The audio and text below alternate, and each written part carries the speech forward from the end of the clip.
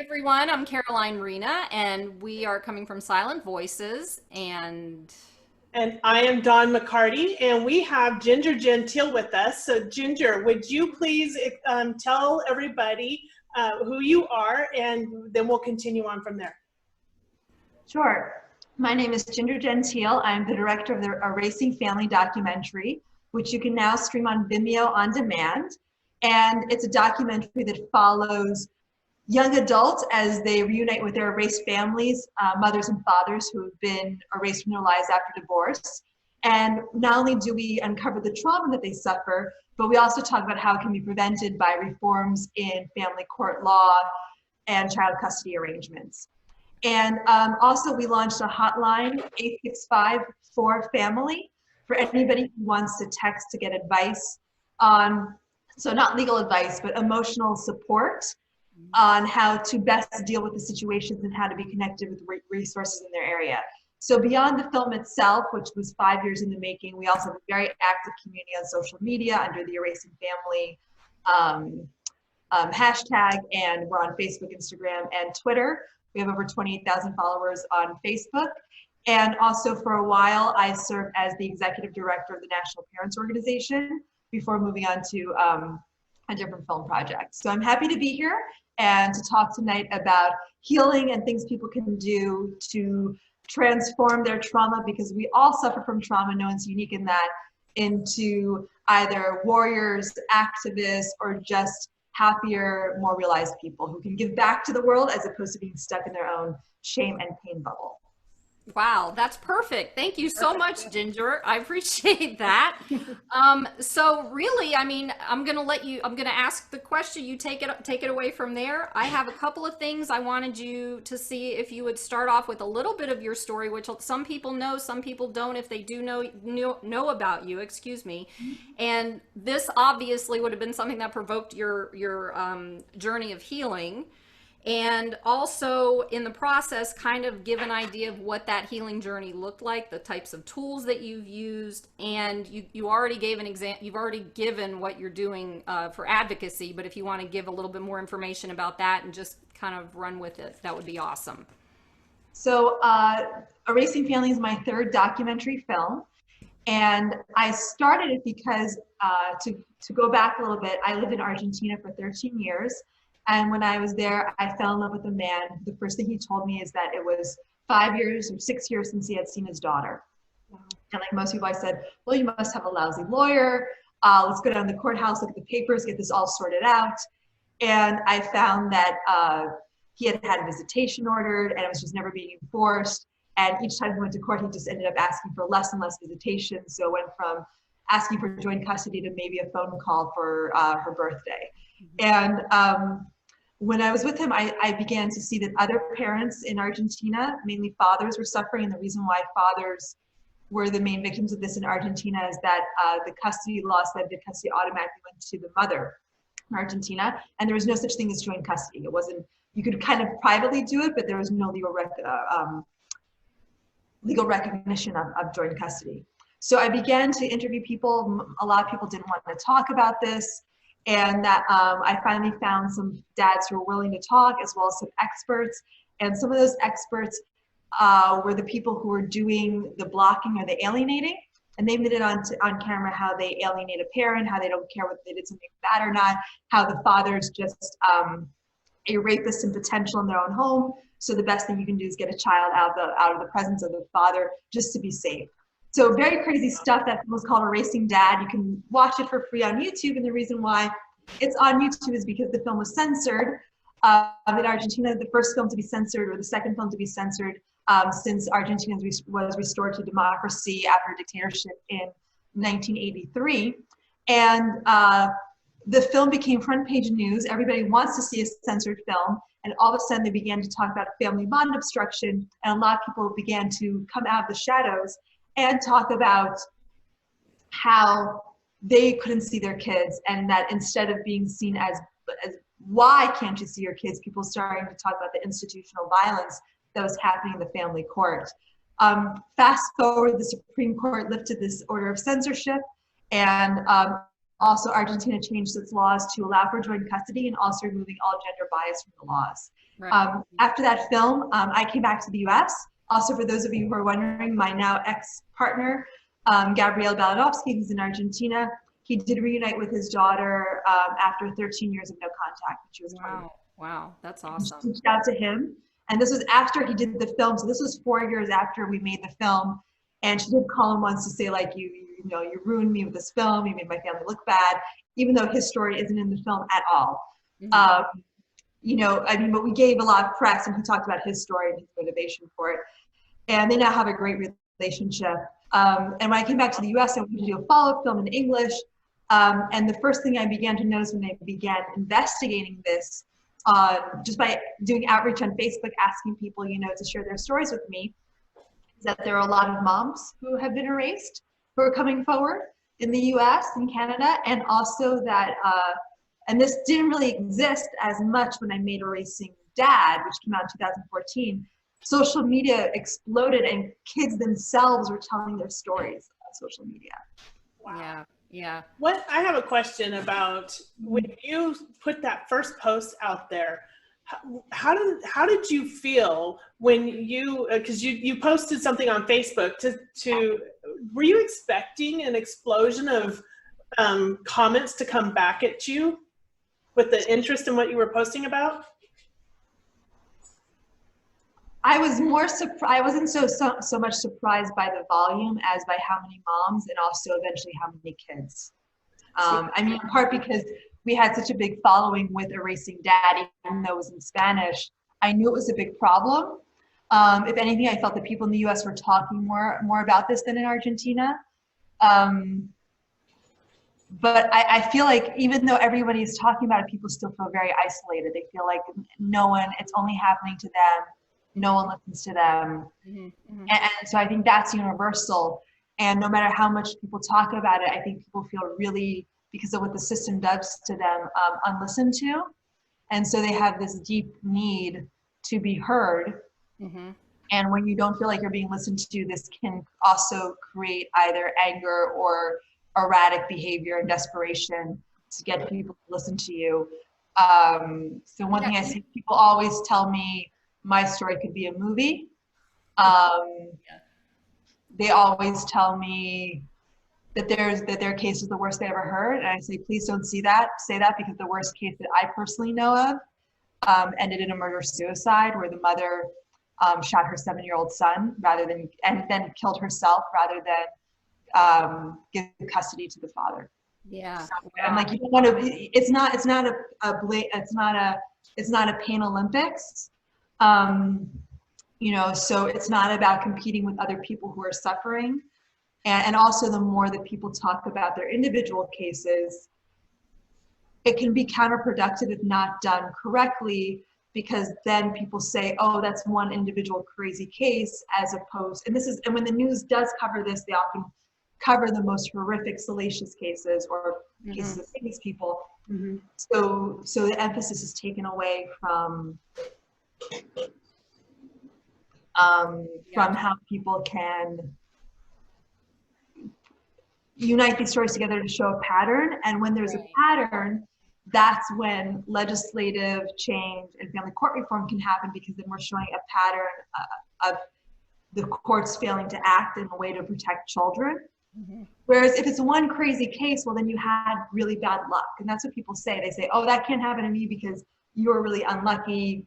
There was some weird extenuating circumstance about your case. Your ex is super crazy. And that takes away from the issues. Yeah, from the issue. Yeah.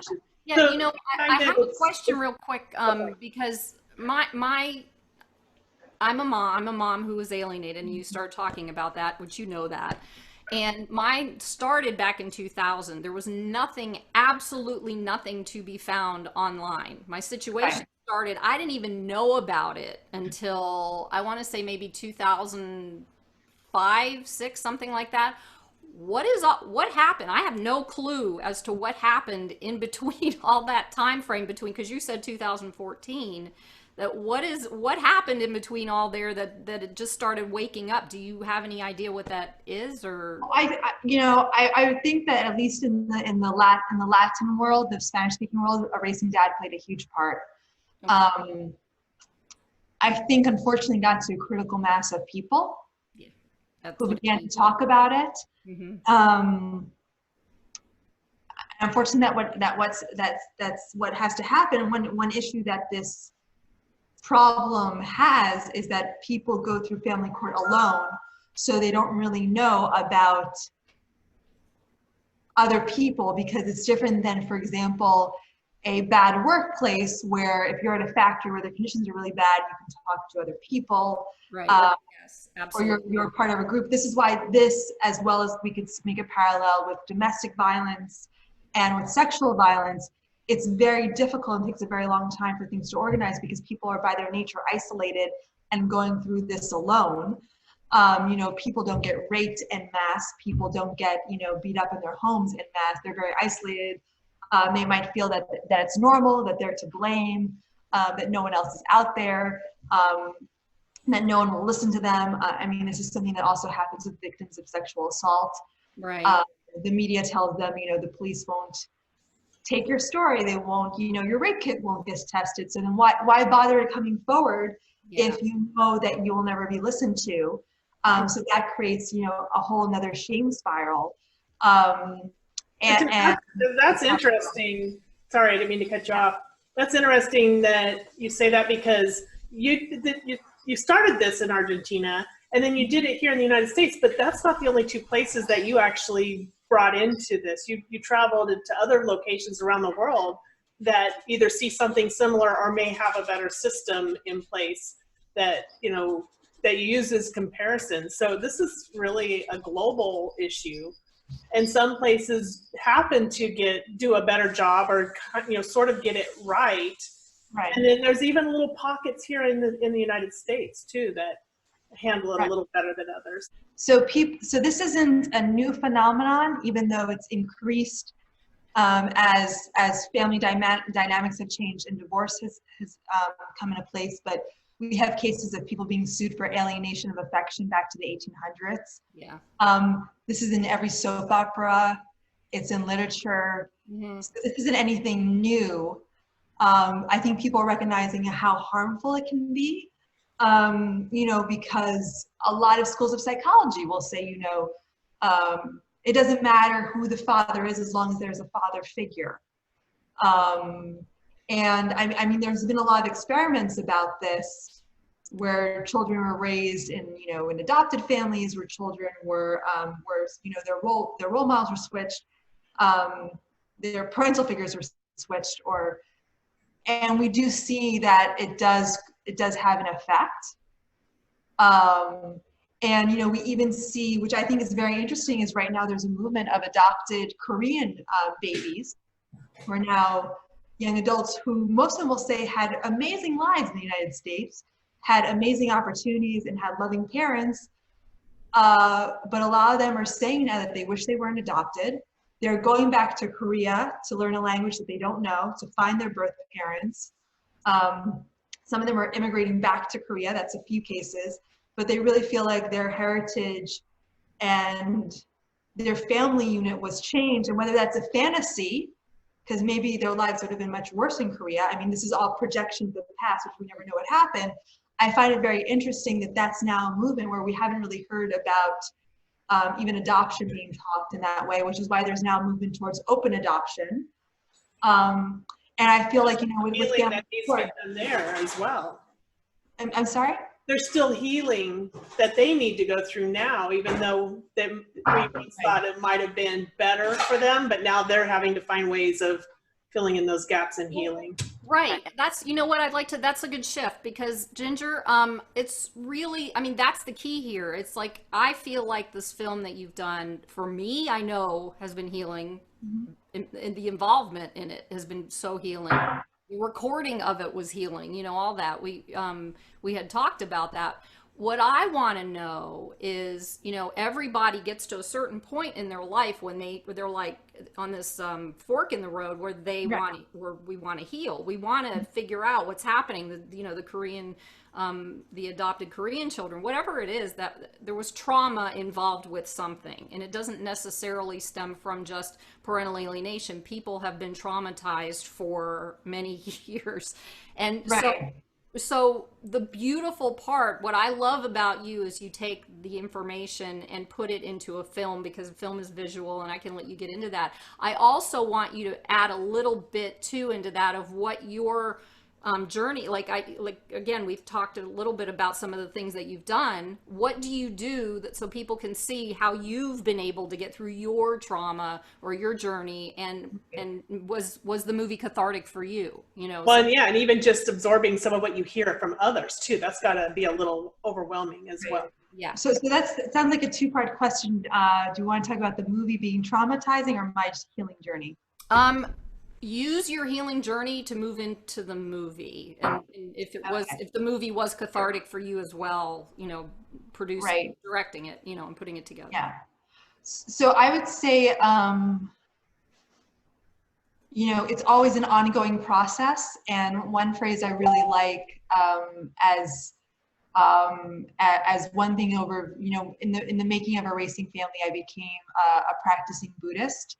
Mhm. And one thing that I love about Buddhism is it says it's the path, not the destination. And the path might take a long time, a short time. It might take, because Buddhists believe in reincarnation, many lifetimes. Right. But it's never an instant thing. And I think also in the United States in particular, we look for instant ways to feel better, whether that's through self-medicating, through Mhm. medications that we get from a doctor, from quick fixes, even, like if people do therapy, it tends to be very short-term therapy, which could also be because of the cost behind therapy in this country.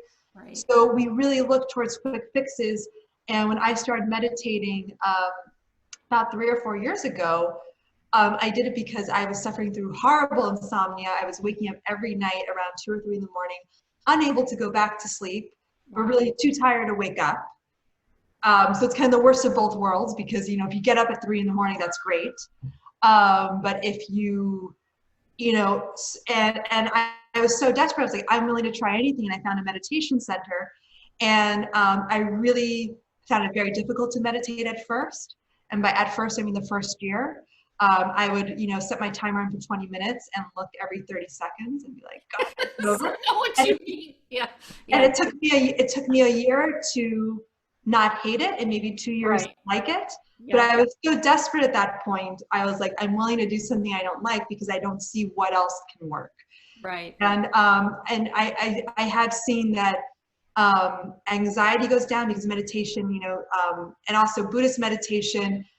There's also a myth that meditation means clearing your mind. I can't clear my mind. Most people can't.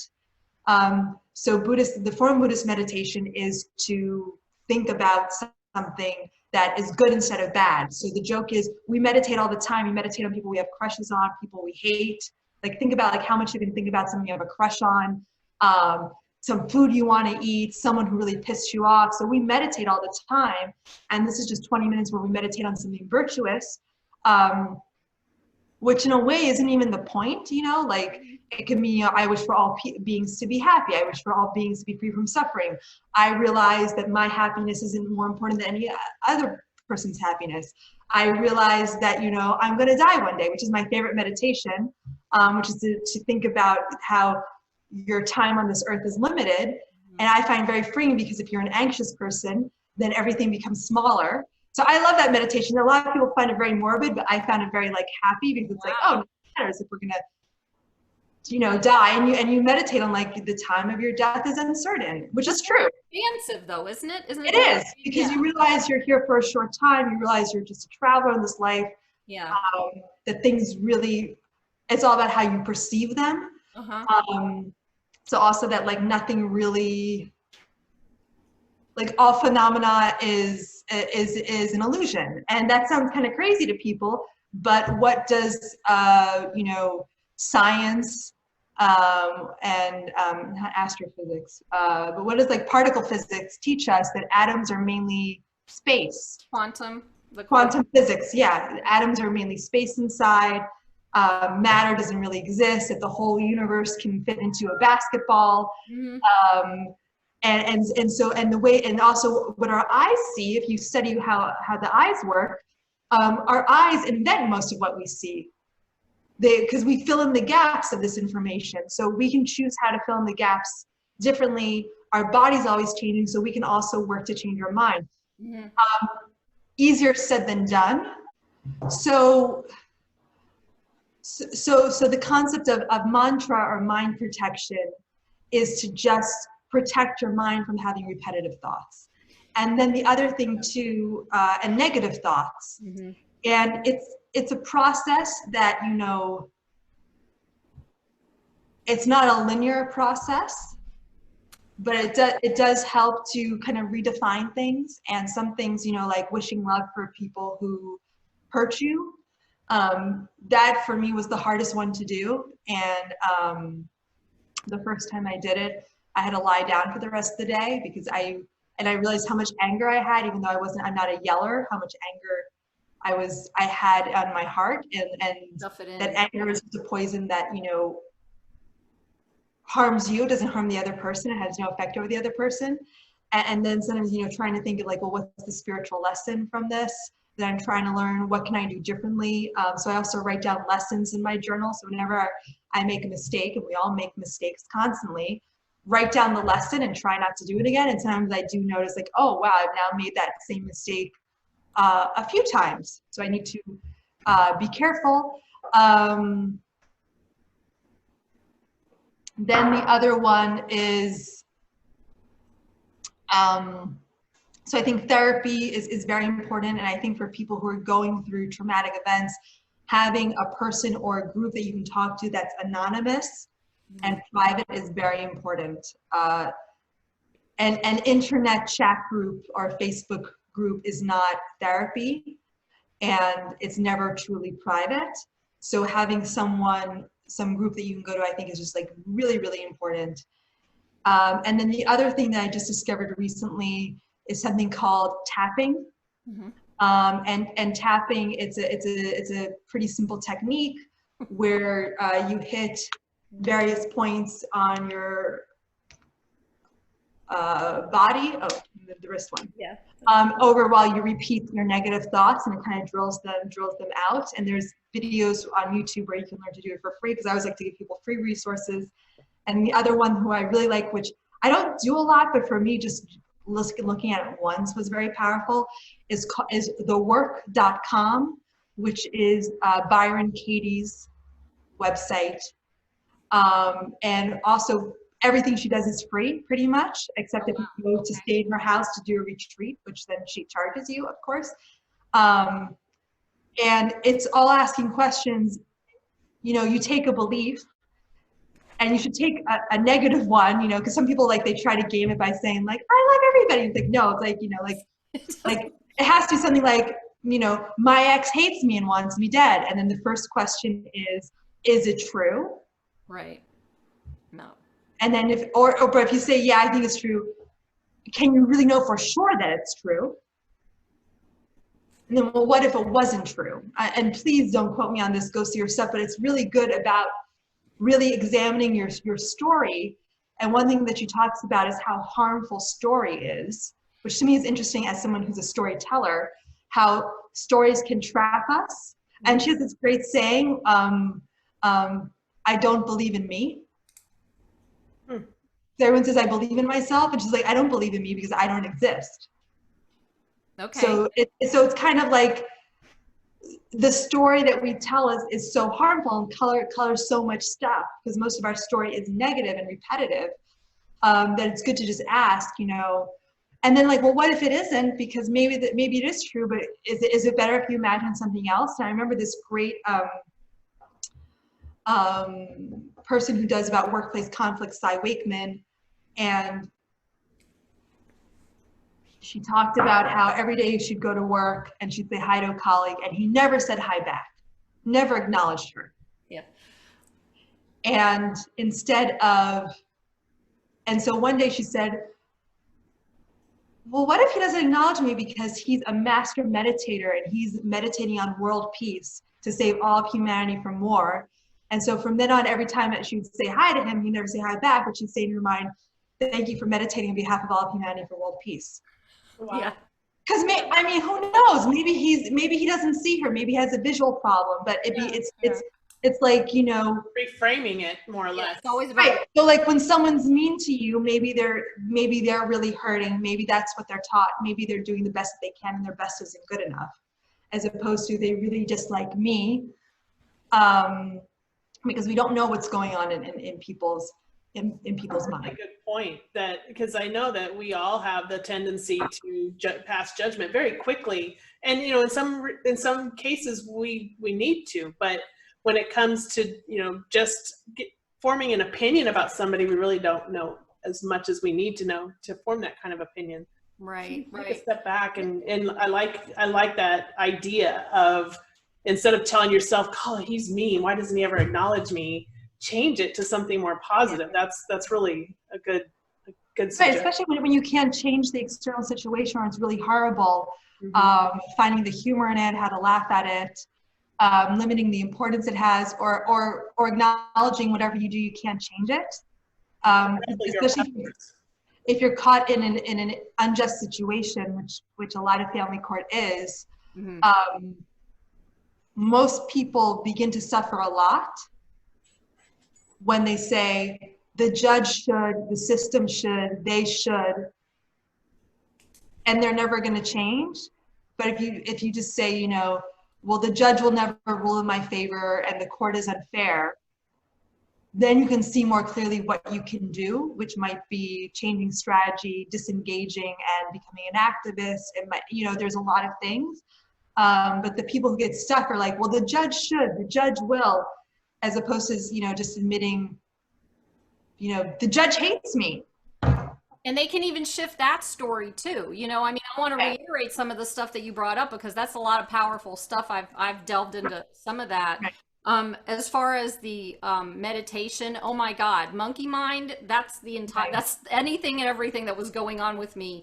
And what is interesting is that when we go through a trauma, that's all that happens. Everything's just ruminating, monkey, it's going on constantly and nothing ever stops. So having that to just go inside and get away from all that stuff, that's beautiful. And it changes your life. I mean, you can attest to that. Great explanation on it too, on what you think and what I've tried to do. I do the same thing. I can't meditate because my mind won't concentrate on it. It's impossible because, you know, when you, one meditation I learned early on was to, every time you're meditating, a thought comes by, to say thank you to the thought, because it means you're alive. You stop thinking when you're done.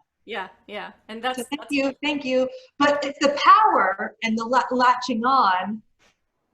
That's which, I mean, I say I meditate every day. I also clarify to people, it doesn't mean I get to a meditative state every day. There's days where I'm still doing that, and that's when having something to recite. And for some people it's a prayer in whatever tradition they have. For some people it's a mantra, even of, you know, like, I wish for everybody to be happy, or everything passes, everything is constantly changing. That's better than just trying to blank, because when you try to blank, I mean, it's impossible. Especially high level. But especially in this country, because we are constantly on the go and everything's constant like this, it's hard to just slow all that stuff down and then go. It's going to happen, but it happens in increments, right? It's like 5 minutes at a time. You're lucky if you can get it, but you might get it, you know. I haven't even got up to 5 minutes left. Okay, well, there you go.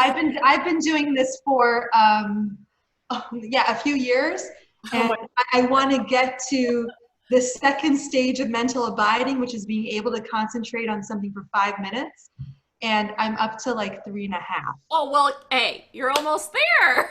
So I'm very honest. Like if I think about something, I stop, but but like, I'm still like at the end of my meditation, the last 5 minutes, I'm like, okay, I'm going to, like, you know, and it's just repeating a mantra.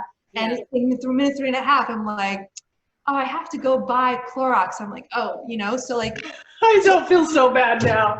I mean, it takes a really long time, but it's like anything else, like you have, like if you commit to it, because even the days where I have horrible, I don't want to say horrible, but like meditations where my mind is not focused at all, you still feel better afterwards. You still feel a little more calm. And every once in a while, I'll start out very anxious, and then you do snap into a meditative state. Yes. So it's helpful even if you're not really meditating and so I think maybe a way to reframe it could be, I'm going to sit and say a mantra or read a sacred text, not like a novel, but like I'm going to do something for 20 minutes, as opposed to like I'm going to meditate and assume that I'm in this blissful Zen state. I have gotten there, but it's normally when I'm doing groups, because then you're just more concentrated. There's usually someone there guiding you. You're around other people, so you get that energy. But on your own at home, I feel like it's almost like it's like the difference between like going to a gym with a personal trainer and then working out in your house. Like it's just not the same. So like, but it's the commitment that you will see results over time. And there's other practices like grounding, like feeling your body, paying attention to your breathing, which you can do for just a minute, just like even just that, it can make you feel better. So there's definitely things to try. And I would encourage people to try, but also to try knowing that nothing is fast, and to get rid of that mindset of a fast or one method. With therapy, like my therapist told me that I spent the first year and a half of therapy complaining about my boyfriend. And then one day I started to talk about other stuff. He's like, congratulations, you've stopped complaining about your boyfriend. Which a year and a half of every session he was complaining about your boyfriend. And now but it took a year and a half to get there. You did evolve though. Right. That's proof. Like, but it's like, I often see these things where it's like in 4 coaching sessions, you will. Oh, right. Yeah. And people do that. No. You'll have a fit body in 2 weeks, Yeah, there's no such thing. And that I think that's very harmful, because then people feel like failures, even though what they're promising you is kind of impossible. It's interesting. I want to add to that piece too, because I do coaching, and one of the things that I've noticed when I'm working with people is the same thing. It's like, well, how quickly can I get to this next space? And it also, not only is it not quick, it also doesn't work the same for everybody. Well, there's no checkbox either in that process. Yeah, or someone's going to pick up on it fast. Someone else may be still going through things that they need to release, and it doesn't, and your soul actually protects you from anything that you're not ready to bring up at the time that you're going through something. So until you are ready, it will let you go through all that stuff until you're at that point, and then all of a sudden it's like, oh my God, it just happened. Hello, there it is. And it's just strange. It's interesting how that works. What I want to say to you though is, from knowing you from, I don't even know how long it's been, 2017, I think, when you about 3 years, yeah. Yeah, it's like, as long as I've known you, your process, I can see a huge difference in how calm and peaceful, like I'm looking at you now, and it's like you were very intense, I guess is a good word, when I first met you in person. You were like right in there and good, and that's good for what you do. But now it seems like you're just like, you've got this peace about you, that the intensity, and I get intense, I get it, I can recognize that. Right. So it's like, but you're showing the piece of the meditation. You're showing that to people now, and that's beautiful. Right. And I love that. I like that it doesn't have to be perfect. So, when we're trying to go through, like I've tried the meditation, I've walked away from it because it's like, I can't do it. Yeah. But hearing what you're saying and how you haven't even reached, gone beyond 3.5 minutes, that's actually kind of important, because that might, maybe I was doing better than I thought I was, but I didn't know that I was doing better. Yeah. And also like to find a technique that works. So there's not one. I have to start with breathing first, and I do almost like 5 or 8 minutes of breathing exercises. And one that I really like It also took me a while to be able to do it, is breathe in for 20 seconds, hold for 20, out for 20. Mm-hmm. And it really does kind of clear your mind. It did take me a month or two to get up to being able to breathe in for 20 seconds. Yeah. Like the holding part for me was easy, but like the breathing in and breathing out and regulating your breath. But it does there's some stuff that does clear your mind. The tapping, you can also use tapping to get into a meditative state because it clears out stuff. And then another one is, I've only started doing this recently. It's like, one meditation technique is you're not really closing your eyes, you're kind of keeping them almost just a little bit open.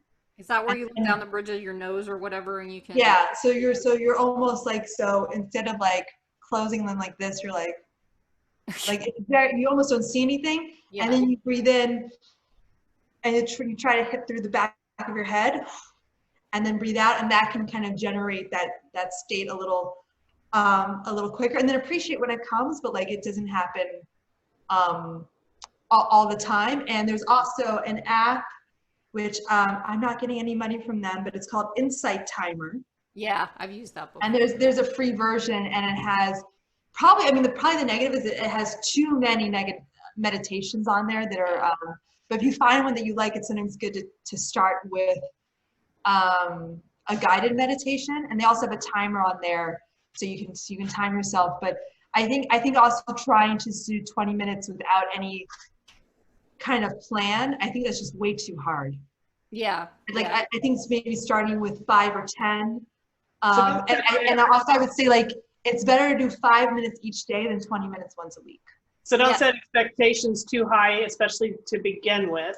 Don't settle for just one method. Look at other ones that might work, and incorporate them maybe together is what I'm hearing. And I think that's actually really good information. Yeah, and stuff changes over time. So I've become more spiritual, and I've started doing like Torah studies, which is the Jewish Bible, and also more up into like Buddhist prayer forms. But in the beginning, like, I really didn't like anything that talked about like beings or spirituality or anything like that. So stuff changes over time too.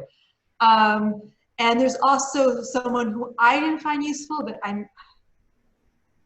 Blue Mountain, and what they do, which is interesting, is that they give you a practice, but they work with whatever faith you have. So they have Christian, Jewish, Buddhist, Hindu meditations. So for Christians, they recommend like St. Francis of Assisi's prayers, because it's like, in a way, that's not the important part, and people get hung up on that. It's about finding something that you feel comfortable with repeating. And also there's a Buddhist teacher who, I'm not going to try to pronounce his name, he's very famous. But his favorite mantra is, I'm breathing in, I'm breathing out. There's something to focus on. Yeah. Yeah. Cause he's like, if you do that, your mind stops wandering, and that's a miracle. And it's the first teaching the Buddhists gave. But like, he's a monk, so people would always like ask him about mantras, and I think they were always expecting something Sanskrit-y, and he was always like, I'm breathing in, I'm breathing out. He's like, he's like, it's so important to notice that your in breath is not your out breath. And it sounds so silly, but like, we don't notice that, or just like, it's an or if you're with somebody, to say, I'm with you, as a mantra. I think what's really important for people to understand, and I'm going to try and close out here because we've gone further than we thought, because that happens. The really important thing for people to understand, especially about meditation, is that, believe it or not, whatever you do is working. You may not see it right away. You may not feel anything right away. It might be inside your body. It might be inside your mind, but something is happening. Something's going on. So instead of giving up and saying, I'm not in nirvana, or I'm not, being able to meditate for 3 hours a day or whatever, that doesn't mean that it's wrong. It just means that that's not where you are at the moment. Right. And you might go forward and a little back. Yeah. And you're going to heal your way through it too. That's the thing. If you're also going to go through your traumas by bringing all this stuff out, and don't be afraid of that, because that's the healing process. The more you go inside, the more you heal. and the more it comes out. So just keep going and going and going, and you'll get there eventually. Just don't give up on, whatever you choose to do, don't give up on. That's the key. So, yeah, wow, Ginger, thank you so much for this. This Great is awesome. information. I've learned a lot on this one. This was really Yeah, yeah. I know you mentioned it at the beginning, but one more time, if you want to give people any information on how to get back into the Erasing family, how to order the video, or get in touch with you, or get onto your website, if you don't mind Sure. sharing So that. the film is called Erasing Family. It's available right now on Vimeo on demand. And this summer it will be on more streaming platforms. And I think the easiest way to say it is erasingfamily.org, and we have all the links there. We also have a text line, 865-4-FAMILY, and that line is staffed by volunteer therapists, coaches, and pastors. And they're there to give emotional support and to guide people to resources. It's not legal aid, and it's not talk therapy. But I think it's very unusual that a film actually has a text line, and that's also because people have come to me asking me for help and advice, and I'm a filmmaker. So I often want to say there's a limit. So now there's a place where people can get professional support, and it's open to anybody. So, a therapist could text saying that they need help with a case, a parent, a grandparent, a kid, and it's completely anonymous, and it's over text. And then I think if you want, you can talk to them as well. But we know a lot of people right now are just more comfortable over text. And it's available every day of the week, 8 a.m. To 10 p.m. Eastern. That's 865-4-FAMILY. And it's a great place because there aren't a lot of resources out there. They're sometimes hard to find. So they can help direct you to different types of groups, resources, things to read to help. So, or even just to know that you're not alone, and to give you some basic tips. Beautiful. Yeah, that's really unheard of. So I admire the fact that you even took that extra step to bring that to people that are watching the film that need to talk to somebody or find out more resources. So that is a spectacular thing that I think that sets the Erasing Families above the rest. Yeah, absolutely. And Ginger, I'm so grateful and proud of you. Thank you. Thank you, Caroline, for sharing your story with us. Oh, absolutely. And thank you for having me on today. Yeah, absolutely. And we're gonna post some of the information that she shared with people. It'll be in the description part of it. Okay. All right. Awesome. Thank you so much, Ginger. Dawn, have a great night, everybody. All right. Good night, everybody. Good night. Thanks, Ginger.